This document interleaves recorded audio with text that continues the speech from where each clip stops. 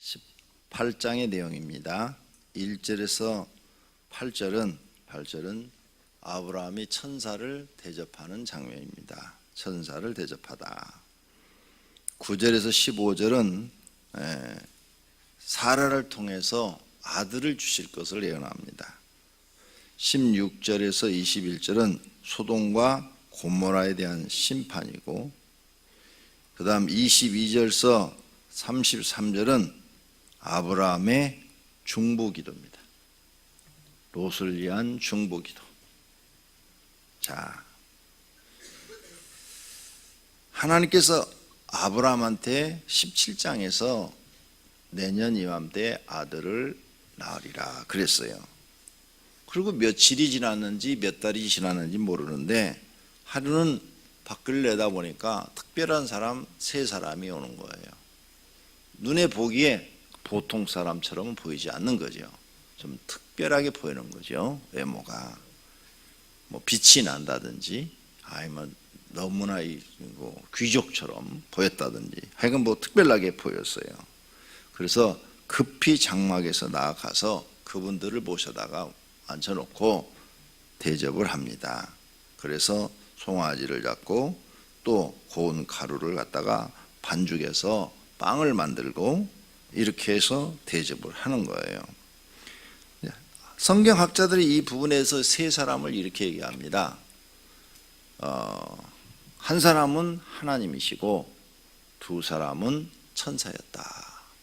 그래서 하나님은 이 아브라함과 대화를 마치고 하나님 나라로 가시고, 두 천사만 소돔과 고모라로 가서 심판의 소식을 롯에게 알리고 롯의 가정을 구출해냈다. 성경학자들은 이렇게 기록을 해놨습니다. 근데 여기에 정확하게 뭐 천사다, 하나님이다 이렇게 되어 있지는 않지만, 오늘 여기 보면은 아브라함하고 대화를 나눈 사람이 하나님으로 우리에게 소개되고 있는 것을 볼 수가 있습니다. 그러므로 이건 하나님이신가 보다, 성경학자들이 이렇게 말을 하는 것입니다. 자, 그러면 어쨌든 대접을 하고 이제 그 세 분 중에 한 분이 말을 하는 거죠. 10절 보세요. 그가 이르시되 내년 이맘때에 내가 반드시 내게로 돌아오리니 내 아내 사라에게 아들이 있으리라 하시니 사라가 그 뒤 장막문에서 들었더라. 내년 이맘때 아들이 있으리라. 근데 사라는 나이가 많아서 여성의 생리가 끊어졌는지라. 15절 그랬죠? 사라가 속으로 웃고 내가 노쇠하였고 내 주인도 늙었으니 내게 무슨 즐거움 아들이 생기리요. 이렇게 말을 했어요. 근데 이 말은 아주 당연한 말이죠. 왜? 인간적인 본능으로 볼 때, 상식적으로 볼 때 아이를 생산할 수 있는 나이가 지나버린 것이죠. 없을 것이다 이렇게 생각한 거예요. 그런데 말을 합니다. 14절 여호와께 능치 못한 일이 있겠느냐. 하나님이 못하시는 일이 있겠느냐. 네가 아이를 낳을 수 없는 몸이 되었지만 하나님이 하시면 된다 그 말이에요. 아론의 쌍난 지팡이 그냥 고목나무예요. 수분도 없어요. 땅에 묻혀있지도 않아요. 뿌리도 없어요. 그런데 거기에 싹이 나서 꽃이 피어 있는데 지지 않는다. 이게 하나님의 전능하십니다. 만나에 담겨있는 만나가 담겨있는 항아리, 그 만나는 하루만 지나면 벌레가 나는데 수십 년 수백 년이 지나도 벌레가 안 난다. 하나님이 하시면 된다 그 말이에요. 14절 읽지 마세요. 여호와께 능하지 못한 일이 있겠느냐. 이 말씀을 누가복음에 가서 보면은 마리아에게 천사가 이 말을 합니다. 난 남자를 알지 못하는데 어떻게 나에게 아이가 생기겠습니까? 그러니까 여호와께 능치 못한 일이 있겠느냐 이렇게 말을 해요. 그래서 처녀의 몸에 아이가 생기는 거예요. 하나님이 능치 못한 일이 있겠느냐 그 말이에요. 그러므로 저와 여러분의 희망은 하나님이십니다. 하나님이 결정하시면 불가능한 것이 됩니다. 안 되는 것도 됩니다. 죽을 사람도 삽니다. 망한 회사도 다시 일어납니다. 하나님이 도우시면 안 될 일이 없다고 말해요. 믿고 기도하시라 그 말입니다. 할렐루야. 15절에 사라에게 아들이 있으라 그러니까 사라가 두려워서 부인하여 이르되 네가 웃었다 그러니까 사라가 부인하여 이르되 내가 웃지 아니하였나이다. 사라 거짓말도 잘해요. 근데 하나님이 재밌으세요. 이제 신약에 와서 같으면 너 믿음이 없구나 이렇게 말씀하셨을 텐데 사라한테만은 그렇게 말씀하지 않아요. 이르시되 아니라 내가 웃었느니라 그러셔요. 하나님 마음이 굉장히 여유로우세요. 이것 봐라, 웃고 안 웃었다고 그래? 그럼 너 날 거짓말쟁이로 만드는 거야? 하나님이 이렇게 진노하실 줄 알았는데 그게 아니고 아니라 네가 웃었느니라. 굉장히 하나님의 마음속에 여유가 있고 사랑이 있는 것을 볼 수 있습니다. 이 사건을 통해서 우리가 배워야 될 것, 첫째, 예수님이 전한 말씀 중에서 황금률이라고 내가 여러분에게 소개해드렸어요. 대접받고자 하는 대로 대접하라. 아브라함은 하나님을 대접했어요. 평상시에도 하나님을 대접했어. 아브라함의 생에 아브라함한테 가장 소중한 분이 누구냐? 부인 사라도 아니야, 하갈도 아니야, 이스마엘도 아니야, 이삭도 아니야. 아브라함 생에 가장 소중한 분이 누구였어요? 하나님이었어요. 그래서 이삭도 드릴 수가 있었어요. 하나님을, 그 마음이 뭐예요? 항상 하나님을 대접하는 마음이다 그 말이에요. 여러분 헌금 100만 원 하면 그게 하나님 대접하는 줄 알아요? 마음이 아브라함의 마음은 하나님이 자기 생에 자기보다도 더 소중한 분이야. 자기 자신보다도 더 소중한 분이 누구냐? 하나님이다 그 말이에요. 항상 하나님을 대접하고 있었다. 하나님을 경외하고 있었던 거죠. 그래서 하나님이 아브라함한테 이와 같은 은혜와 복을 주시는 것입니다. 하나님께 대접받고 싶으세요? 아브라함처럼 대접받고 싶으세요? 그럼 아브라함처럼 하나님 대접하세요. 여러분 생에, 여러분 마음에 가장 소중한 게 뭡니까 지금? 그거 버리세요. 여러분 마음에 가장 소중한 것이 하나님이 되셔야 할 줄로 믿습니다. 잘 생각해 보세요. 나는 정말 하나님을 대접했는가? 내가 하나님을 대접해야 하나님도 날 대접한다고 말이에요. 나는 하나님을 대접한 게 없어. 그런데 하나님께 대접받아서 큰 사업을 하고 싶고 돈도 많이 벌고 싶고 부자가 되고 싶고 교회에서도 존경받고 싶고 사랑받고 싶고 가정에서도 존경받고 싶고 사랑받고 싶고 욕심이죠. 하나님을 대접해야 하나님이 그 사람도 대접해 준다고 그랬어요. 여기 아브라함은 지금 하나님을 대접했어요. 송아지도 잡았어요. 마음으로만 그렇게 한 게 아니에요. 이 사람들한테 송아지는 큰 거예요. 시골 가봐요. 옛날에 송아지가 얼마나 비싼 것인가. 송아지 한 마리 키우면 자식을 대학을 보낸다고 그랬어요. 지금 옛날에요. 이거 몇천 년 전 얘기라고요. 이때 송아지 한 마리면 지금 그땐 대학이 없어서 그러지 시집 보낼 수 있어요. 그 정도 비천이라고요. 근데 그걸 잡아들여 하나님을 대접해. 하나님께 드리는 것은 아까운 것이 없다 그 말이죠. 아까운 것이 없어야 돼요. 여러분 마음속에 하나님을 사랑하는데 하나님을 대접하는 데는 아까운 것이 없어야 돼요. 하나님을 대접하는데 내 마음에 아까운 것이 생기면 그건 아직 멀었다는 거예요. 마음으로도 멀었고 물질로도 멀었고, 그리고 내가 하나님 대접할 줄도 모르는데 대접은 받고 살라고 그런다. 높아지고 싶고 부자가 되고 싶고 모든 사람한테 존경받고 싶고. 잘못된 거죠. 마음이 삐뚤어진 거죠. 잊어버리지 마세요. 예수님이 우리에게 가르쳐준 황금률, 대접받고자 하느냐 먼저 대접하라는 거예요. 대접받고자 하면 먼저 대접하라. 네가 하나님께 대접받고 싶으면 네가 하나님을 정말 대접하는 사람이 되라. 회사 가서도 여러분 대접받고 싶으세요? 여러분 회사 사장님을 먼저 대접하세요. 그럼 사장님 눈에 듭니다. 그러면 그분이 조금 여러분 실수해도 눈 감아줘요.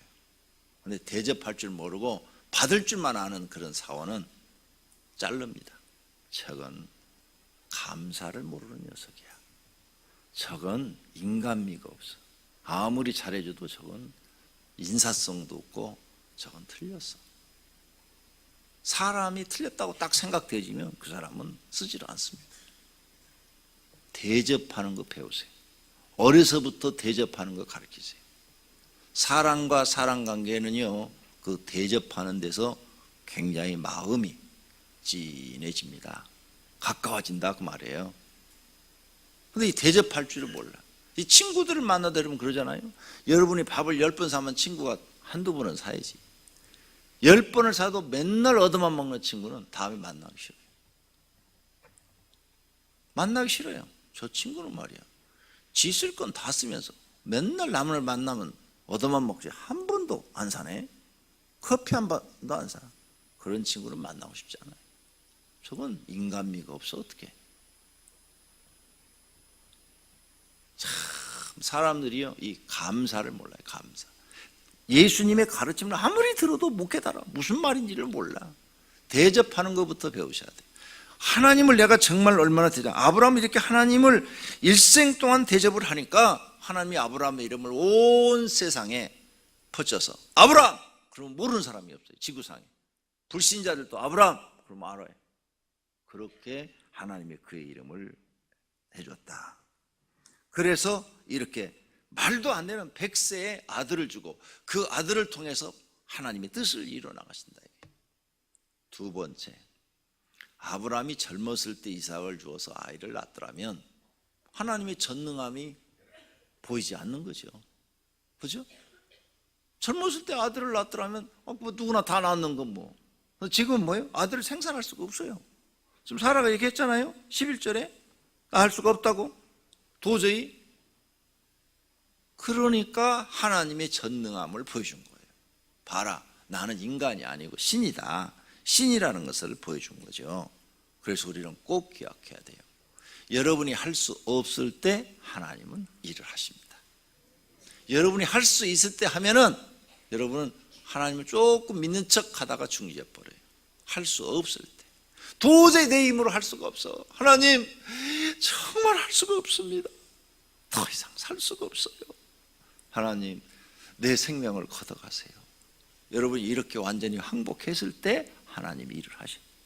그러니까 이렇게 항복하는 자세가 뭐냐? 여러분이 낮아지고 겸손해지는 겁니다. 아시겠습니까? 여러분이 그렇게 낮아지고 겸손한 거예요. 아브라함이 얼마나 낮아지는가 한번 보세요. 27절 다 보세요. 다 같이 읽어요.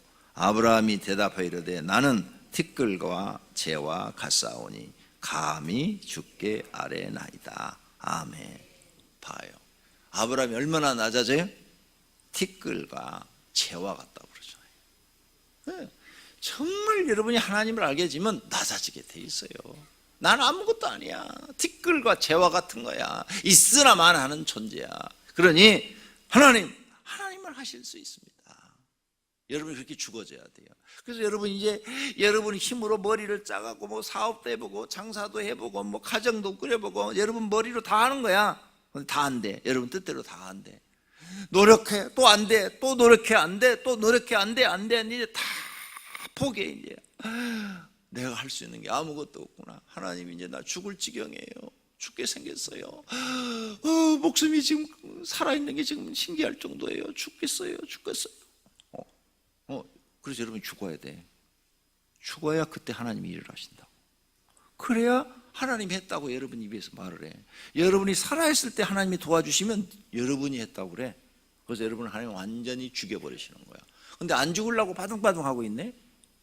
그러면 고난이 더 길어져요. 죽을 땐 빨리 죽는 게 나아. 나는 10대 후반에 죽어버렸어 벌써. 자살할 정도까지 돼야 돼. 그렇게 완전히 내 마음이 죽어버려야 돼.